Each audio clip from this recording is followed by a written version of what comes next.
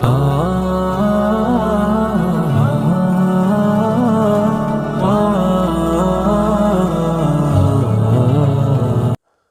دنوں قبل supreme court of Pakistan کے چیف جسٹس قاضی فائز عیسیٰ نے ایک مقدمے کی سماعت کرتے ہوئے قادیانیوں کو ان کے مذہب کی تبلیغ کی اجازت دی۔ یہ فیصلہ جب سامنے آیا تو اس نے مسلمانان پاکستان کے دلوں کو زخمی کر دیا۔ ہر وہ مسلمان جس کے دل میں نبی پاک صلی اللہ علیہ وسلم کی عقیدت اور محبت ہے، وہ دل زخموں سے چور چور کر دیا گیا۔ اس کے برعکس قادیانی اور ان کے جتنے بھی سہولت کار ہمنوا تھے، وہ اس فیصلے کو لے کر خوشی سے پھولے نہیں سما رہے۔ آج کے اس ولاگ میں، اس ویڈیو میں آپ کے سامنے اس کیس کے تمام پہلوؤں کو سامنے رکھنے کی کوشش کروں گا۔ آپ کو یہ بھی بتانے کی کوشش کروں گا کہ قادیانی اپنے مذہب کی تبلیغ کیوں نہیں کر سکتے، جبکہ پاکستانی آئین میں اقلیتوں کے حقوق کی آزادی ہے، تو قادیانی ایسا کیوں نہیں کر سکتے۔ آپ جانتے ہیں کہ 1973 میں قادیانیوں کو کافر، اقلیت، غیر مسلم قرار دیا گیا۔ 1984 میں قادیانیوں کو اس بات کا پابند بنایا گیا کہ یہ اپنے آپ کو مسلمان نہیں کہہ سکتے، یہ اپنی عبادت گاہوں کو مسجد جیسا نہیں بنا سکتے، یہ اپنی عبادت کو نماز نہیں کہہ سکتے، یہ قرآن مجید چھاپ نہیں سکتے، قرآن مجید تقسیم نہیں کر سکتے اور اس کا ترجمہ نہیں کر سکتے۔ یہ آئین، اس کے قادیانیوں نے کبھی بھی پاکستانی آئین کو اپنی جوتی کی نوک کے برابر بھی اہمیت نہیں دی، مٹی کے برابر بھی اہمیت نہیں دی۔ وہ دھڑلے سے اس کی دھجیاں بکھیرتے رہے، خود کو مسلمان، احمدی مسلمان بھی کہتے ہیں، اپنی عبادت گاہوں کو مسجدوں جیسا بھی بناتے ہیں اور قرآن مجید کے ترجمے بھی کرتے ہیں، چھاپتے بھی ہیں اور تقسیم بھی کرتے ہیں۔ مرزا ملعون کا بیٹا ہے غالباً بشیر الدین، اس نے ترجمہ لکھا، تفسیر لکھی، تفسیر صغیر کے نام سے، اور اس کے اندر بہت بڑی بڑی گستاخیاں کی گئی، ترجمے میں تحریف کی گئی، اس کے اندر ختم نبوت کے اوپر ڈاکہ ڈالا گیا، نبی پاک صلی اللہ علیہ وسلم کی ختم نبوت کے چیپٹر کو بالکل ختم کر دیا گیا، اور مرزا قادیانی کو اپنے تئیں انہوں نے نبی ثابت کرنے کی کوشش کی۔ 2019 کی بات ہے کہ جو ان کا مرکز ہے قادیانیوں کا چناب نگر، وہاں ایک پروگرام منعقد ہوا، وہاں ان کے ایک ادارے میں جس کے پرنسپل مبارک احمد ہے، اور وہاں بشیر الدین کا یہ لکھا ہوا ترجمہ اور تفسیر لوگوں میں تقسیم کیا گیا، پاکستان میں بھی اور باہر بھی۔ یہ صریح پاکستان کے اصول اور قوانین کی خلاف ورزی تھی اور قانون حرکت میں نہیں آیا۔ 2022 میں پاکستان کے کچھ ختم نبوت کا درد رکھنے والے مسلمانوں نے اس پر مقدمہ دائر کیا۔ 1 سال تک FIR درج ہوئی اور گرفتاری عمل میں نہیں لائی گئی۔ جب مسلمانوں کی طرف سے زور بڑھا، احتجاج کی کال سامنے آئی، تو مجبوراً پولیس نے 2023 میں انہیں گرفتار کیا۔ اس کی گرفتاری کو لے کر بہت زیادہ ہنگامہ ہوا، روڈ بلاک کر دیے انہوں نے، چناب نگر کے تھانے پر بلوا اور ایک قسم کا حملہ کیا۔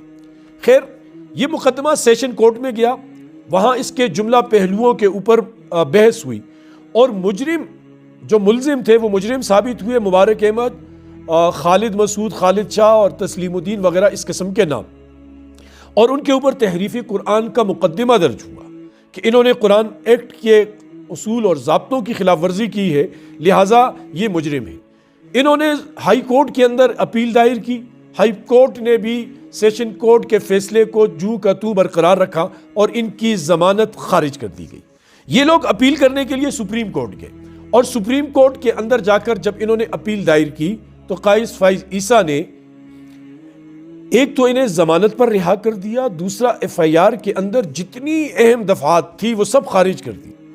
وہ قرآن ایکٹ کے سیشن 7 اور 9 غالباً انہیں بھی خارج کر دیا، بالکل انہیں دودھ کا دھلا ثابت کرتے ہوئے انہیں اپنی تبلیغ کرنے کی اجازت دے دی۔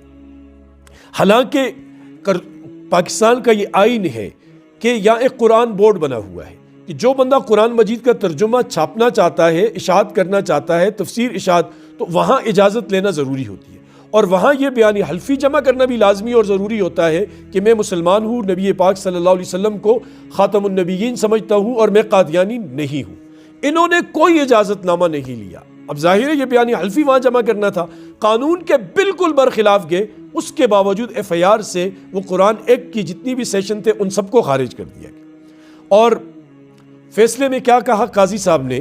اس نے یہ کہا کہ ہمارے آئین کے آرٹیکل 20 میں لکھا ہے کہ پاکستان کے ہر شہری کو مذہبی آزادی حاصل ہے، خواہ وہ مسلمان ہو یا غیر مسلم ہو۔ تو میں عرض کرنا چاہتا ہوں سپریم کورٹ سے، اپنے معزز عدلیہ سے، کہ جس کتاب میں آرٹیکل 20 لکھا ہوا ہے اس میں یہ بھی لکھا ہوا ہے کہ یہ آرٹیکل 20 پاکستان کے قانون کے تابع ہے، اور پاکستان کے قانون میں واضح طور پر قادیانیوں کو غیر مسلم قرار دیا گیا ہے، اور ان کے اوپر تمام پابندیاں لگائی گئی ہیں کہ یہ اپنے آپ کو مسلمان نہیں کہہ سکتے، یہ مسجد جیسی عبادت گاہ نہیں بنا سکتے، یہ اپنی عبادت کو نماز نہیں کہہ سکتے، یہ قرآن مجید چھاپ ہی نہیں سکتے، ترجمہ ہی نہیں کر سکتے۔ تو پھر ان دفعات کو خارج کرنے کا کیا مقصد؟ یہ کیا پیغام ہم دینا چاہتے ہیں، یا آپ کیا پیغام دنیا کو، کون سا میسج مسلمانوں کو دینا چاہتے ہیں؟ صرف پاکستان میں نہیں، باہر بھی جہاں جہاں اسلامی ادارے ہیں انہوں نے قادیانیوں کو غیر مسلم اقلیت قرار دیا ہے۔ اب اگر قادیانی اپنی قانونی حیثیت کو تسلیم کر لیں اور خود کو کہیں کہ ہمارا مسلمانوں سے کوئی تعلق نہیں ہے، ہم مسلمان نہیں ہیں، ہم کافر ہیں، غیر مسلم ہیں، تو پھر ان کے حقوق کی بات یہ کریں تو آپ کے فیصلے کی پھر سمجھ میں آتی۔ ذرا غور کیجئے مسلمانان پاکستان اور پوری دنیا کے مسلمانوں، میری اس بات پہ ذرا غور کرنا کہ قادیانی، ان کی کتابوں میں یہ لکھا ہے کہ قادیانیوں کے علاوہ سارے کافر ہیں، یعنی قائز فائز عیسیٰ بھی ان کی کتاب کے مطابق کافر، مقدمہ کرنے والے وکلاء بھی، میں بیٹھا ہوا بات کرنے والا، آپ سننے والے تمام مسلمان ان کی کتاب کے روح سے کافر ہیں۔ اور یہ کہتے ہیں کہ جو اس کے اوپر شیطانی الہامات آتے تھے، غلط قسم کے تخیلات، تصورات آتے تھے قادیانی پر، مرزے پر، اس کو یہ کہتے ہیں کہ اللہ کی طرف سے وحی ہے۔ اور قادیانی کے ساتھیوں کو صحابہ کہتے ہیں، قادیانی کی بیوی کو یہ ام المومنین کہتے ہیں، اس کی بیٹی کو سیدۃ النساء کہتے ہیں، اور سب سے بڑا ظلم کہ وہ اس کو ثانی محمد کہتے ہیں۔ نعوذ باللہ، اللہ پاک معاف فرمائے۔ آیا قائز فائز عیسیٰ صاحب، قاضی فائز عیسیٰ صاحب، آپ ان نظریات اور عقائد کی اشاعت کرنے کی اجازت دے رہے ہیں؟ ان نظریات کو فروغ کرنے کی اجازت آپ دے رہے ہیں پاکستان میں، کہ وہ اس قسم کے پروپیگنڈے پاکستان میں پھیلائیں، وہ جس کو ہم سب کو کافر قرار دیں، اور یہ 2% کے مرزے کو یہ نبی کا درجہ دے دیں، اور اس کی وہ 2% کی بیوی کو وہ ام المومنین کہیں، اور اس کی بیٹی کو حضرت فاطمہ کے برابر لا کھڑا کر دیں؟ آپ ایسا کروانا چاہتے ہیں؟ خدا کے لیے آپ سوچیں اور اس مقدمے کی حساسیت کو سمجھیں، اور ایسا فیصلہ کریں کہ کل قیامت میں نبی پاک صلی اللہ علیہ وسلم کے سامنا کرتے ہوئے آپ کو شرمندگی نہ ہو، کہیں آپ شفاعت سے محروم نہ ہو جائیں۔ اس لیے ہاتھ جوڑ کے میں کہتا ہوں کہ اب دوبارہ اس فیصلے کو دیکھیں اور مسلمانوں کے دلوں کی ترجمانی کریں۔